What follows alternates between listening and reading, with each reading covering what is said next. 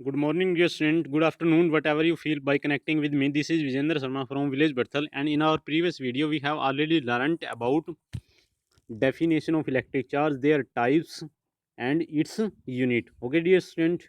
Today we shall learn some basic property of electric charges. So without wasting our time, let us start now. प्यारे बच्चों, पिछली video में हम electric charges के बारे में, उनकी टाइप के बारे में, वन कूलम की डेफिनेशन, वो सब कुछ पढ़ चुके हैं। आज हम पढ़ेंगे कुछ बेसिक प्रॉपर्टी इलेक्ट्रिक चार्ज की, जिनमें से फर्स्ट प्रॉपर्टी है आपके पास क्वांटाइजेशन ऑफ इलेक्ट्रिक चार्ज। तो इसको समझने के लिए आप सिंपल लैंग्वेज में, मान लीजिए आपके पास कोई ड्राई एयर के ऊपर रब करने के लिए आपके पास कोई ये कोम्ब है। जब आप इसको ड्राई हेयर में प्लास्टिक के कोम्ब को रब कर लेते हो तो इसके अलग अलग पार्ट के ऊपर, इसके जो अलग अलग पार्ट होते हैं उनके ऊपर अलग अलग चार्ज आ जाता है, डेवलप हो जाता है। ओके डियर स्टूडेंट, मान लीजिए यहाँ पर Q1 चार्ज आ गया है, यहाँ पर Q2 चार्ज आ गया है, यहाँ पर Q3 चार्ज आ गया है, यहाँ पर Q4 चार्ज आया है।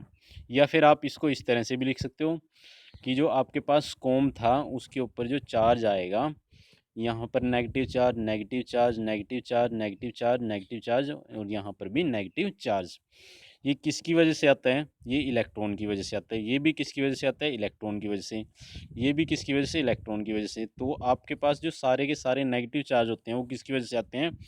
इलेक्ट्रॉन के एक जगह से दूसरी जगह मूव करने की वजह से। ड्राई हेयर में से इसके ऊपर इलेक्ट्रॉन जंप कर जाते हैं तो इस तरह से उसके ऊपर नेगेटिव चार्ज आ जाते हैं। ओके डियर स्टूडेंट, तो क्वांटाइजेशन ऑफ इलेक्ट्रिक चार्ज आपको क्या कहता है कि जब भी किसी बॉडी के ऊपर, जैसे आपके पास कोई कोम्ब था, उसके ऊपर चार्ज आएगा, वो किसके इक्वल होगा?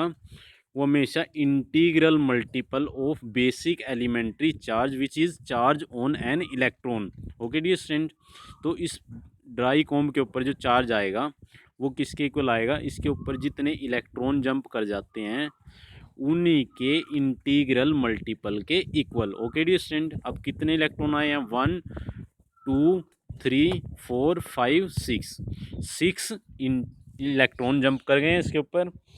और जो एक इलेक्ट्रॉन है उसके ऊपर चार्ज कितना होता है वो आपको याद रखना है, 1.6 इंटू 10⁻⁻19 कूलम। तो इसके ऊपर जो चार्ज आएगा वो कितना आएगा? 6 इंटू इलेक्ट्रॉन के ऊपर जो चार्ज होता है इतना टोटल चार्ज आएगा इसके ऊपर। इसी को ही बोलते हैं quantization of charge. Okay dear student, तो इसकी डेफिनेशन आपको पेपर में कैसे लिखनी है? What is quantization of electric charge? According to quantization of electric charge, charge on a body can be only an integral multiple of charge on an electron. किसी भी body के ऊपर जो टोटल चार्ज आता है वो किसके इक्वल आता है? इंटीग्रल मल्टीपल होता है। वो किसका मल्टीपल होता है? जितना इलेक्ट्रॉन के ऊपर चार्ज होता है। ओके डियर स्टूडेंट, और एक इलेक्ट्रॉन के ऊपर चार्ज कितना होता है वो आपको याद रखना है, 1.6 into 10⁻⁻19 coulomb. Okay dear student, तो किसी भी ऑब्जेक्ट के ऊपर जो चार्ज आता है वो हमेशा फार्मूले की फॉर्म में अगर आप लिखोगे Q is equal to plus minus n e. किसी भी बॉडी के ऊपर जो चार्ज आएगा वो हमेशा इंटीग्रल मल्टीपल होगा जितना इलेक्ट्रॉन के ऊपर चार्ज होता है उसका। ओके डियर स्टूडेंट, कभी भी आधा इलेक्ट्रॉन जंप नहीं करेगा एक जगह से दूसरी जगह, 3.5 इलेक्ट्रॉन नहीं जंप करेंगे, हमेशा इंटीजर की फॉर्म में 1 इलेक्ट्रॉन जंप करेगा, 2 इलेक्ट्रॉन जंप करेंगे, 3 इलेक्ट्रॉन जंप करेंगे। ओके डियर स्टूडेंट, जो यहाँ पर n दिखाया गया फार्मूले में वो इन्हीं को ही रिप्रेजेंट करता है, इंटीजर को। ओके डियर स्टूडेंट, तो जब इलेक्ट्रॉन जंप करते हैं एक जगह से दूसरी जगह, कभी भी हाफ इलेक्ट्रॉन जंप नहीं करेगा, 3.5 इलेक्ट्रॉन जंप नहीं करेंगे एक जगह से दूसरी जगह। इसलिए इसमें बोला जाता है कि जो टोटल चार्ज होता है किसी भी बॉडी के ऊपर वो हमेशा क्या रहता है?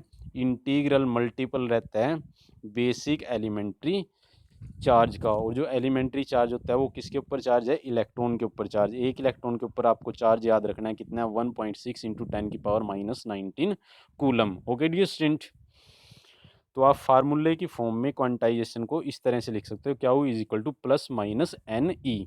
इसी फार्मूले से रिलेटेड जो क्वांटाइजेशन की डेफिनेशन में से फार्मूला बना है, इसी में से आपके न्यूमेरिकल आपको सोल्व करने पड़ेंगे। एक एक नंबर के न्यूमेरिकल पूछ लिए जाते हैं इस फार्मूले से रिलेटेड पेपर में। ओके डियर स्टूडेंट, उसके बाद जो नेक्स्ट है आपके पास डेफिनेशन, प्रॉपर्टी है जो इलेक्ट्रिक चार्ज की, उसको बोला जाता है additivity of electric charge. Okay dear student, तो इसको आप इस तरह से समझ सकते हो एडिटिविटी ऑफ इलेक्ट्रिक चार्ज को। मान लीजिए आपके पास ये कोई कॉम्ब है, जब आप इस कॉम्ब को रब करोगे अपने ड्राई हेयर के अंदर, तो इसके अलग अलग पार्ट में, जैसे फर्स्ट पार्ट ये मान लिया, सेकंड पार्ट ये मान लिया, थर्ड पार्ट ये मान लिया, इस तरह से इसके काफ़ी सारे, इससे अगर आप बनाओगे तो इसके अलग अलग पार्ट के ऊपर जब चार्ज आ जाता है, मान लीजिए फर्स्ट पार्ट के ऊपर Q1 चार्ज है, सेकंड के ऊपर जो चार्ज डेवलप हो जाता है वो हो जाता है Q2, थर्ड के ऊपर Q3। ओके डियर स्टूडेंट, तो इस टोटल बॉडी के ऊपर, टोटल ऑब्जेक्ट के ऊपर जो चार्ज है, टोटल चार्ज कितना है, Q1 plus Q2 plus Q3। Okay dear student, इसी को ही बोलते हैं additivity of charge. Okay dear student, यही डेफिनेशन यहाँ पर लिखी गई है, पेपर में आप इस तरह से लिखोगे, the electric charge is additive in nature. It means, इसका मतलब क्या है, that the total electric charge on an object is equal to the algebraic sum of electric charges distributed on different parts of the object।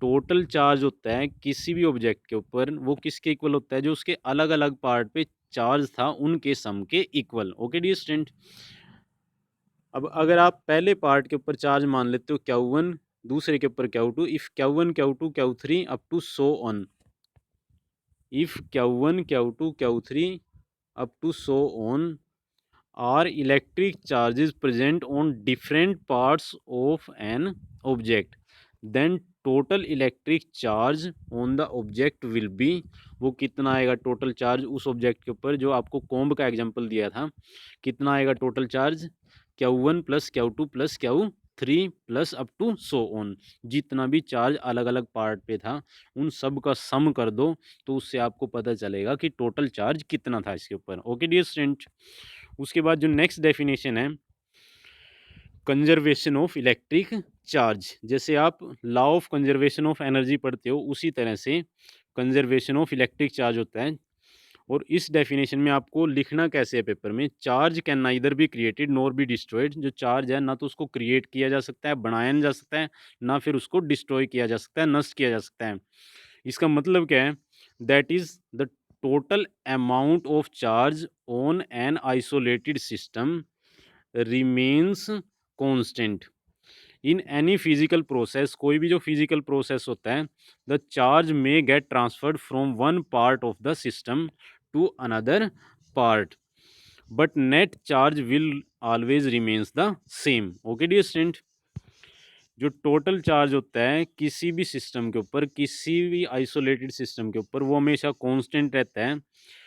हालांकि कुछ charge एक जगह से दूसरी जगह मूव कर सकता है, एक पार्ट से दूसरे पार्ट में मूव कर सकता है, लेकिन टोटल जो चार्ज रहता है ना तो वो नष्ट होता है, ना फिर उसको बनाया जा सकता है। किसी भी आइसोलेटेड सिस्टम का टोटल चार्ज हमेशा कांस्टेंट रहता है, इसी को ही बोलते हैं conservation of electric charge. Okay dear student, उसके बाद जो नेक्स्ट डेफिनेशन है, इस यूनिट का नाम है इलेक्ट्रोस्टैटिक्स। तो इलेक्ट्रोस्टैटिक्स है क्या, basically the branch of physics which deals with the charges at rest. Physics की वो ब्रांच जिसमें आप चार्जेस के बारे में पढ़ते हो और उनको कहाँ रखा जाता है, रेस्ट पोजीशन में, उस ब्रांच को बोला जाता है इलेक्ट्रोस्टैटिक्स। Okay dear student,